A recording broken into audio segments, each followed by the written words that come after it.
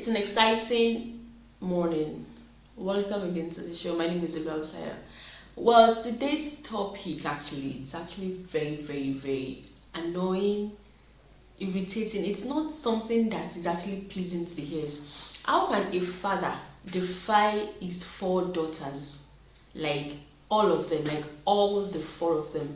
He actually did this 7 years ago with his first daughter. That one was 15 years old when the mother allegedly reported to the police, and family members came in, they pleaded, and he was actually released. That was 7 years ago. Then afterwards, the remaining other siblings, they were aged 7, 10, and 12. He defiled them. Imagine what an animal behavior. Your own daughters, even if they were not your daughters, these children are too young they are too young to be facing all this kind of nonsense, and you call yourself a father. Now, when they asked the first daughter, she said the man was the first person to defile her. I mean, she's age 15 now. And then the woman said anytime they are sleeping and she always sees the man off the lights, then go to where these children are sleeping and do all sort of nonsense to them. And the first daughter too actually said that when this happened the first time, that she came back from school, she went to the house, she was undressing, she wanted to prepare for an Arabic class, and then the father pounced on her and did the uncalled for mean. And now the man has been arrested. But what's the fate of these other children? What's the fate of these young girls, age 15, 10, 7, and 12? I mean, you called yourself a father and then you defiled your own 4 children. How would you even think? Like, how would you stoop so low to be that irresponsible? Now, brings to the question is, we mothers, we should know how we actually, live, or the place we live. If you know you were married to an irresponsible husband or an irresponsible man and you have girls as your children, don't live in a choked place. I mean, get a room and a parlor, not just a room where you and your husband alongside your 4 children or your children will be staying. Now, this couples they actually have a room, just a room apartment where all of them sleeps. So that actually gave this man, the guts, the nerves to, do this irresponsible act. So these young ladies.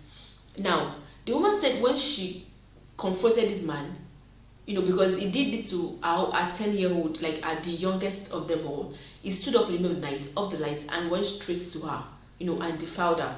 The next morning, the woman said, Alpha, like I saw you, and he said he denied it. So the woman said she didn't give him food for like 3 days, and it resulted into beating.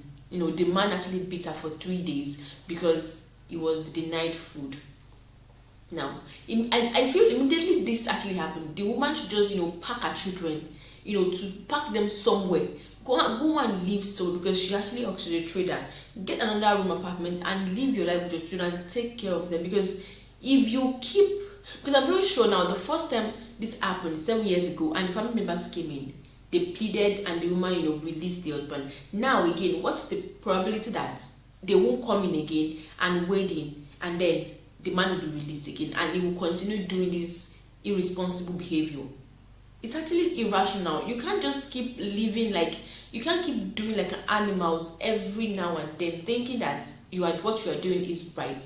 These children are minors. I mean, under the child right law in Nigeria, you cannot defile a minor. I mean, if you want to have sex with somebody, it must be someone that is your age. I mean, people are on the same level and it's on the consent. You don't stoop so low to have a kind of knowledge of someone who does not even know what sexual intent, who doesn't even know what sex is, not talk of coming together and having sex. You should look for someone who is your age. And all these pedophiles that we have around here, you people need to cut it. I mean, our government should take responsibilities of these things. The more you allow these rapists to go scot-free without doing anything, the more they feel what they're doing is right.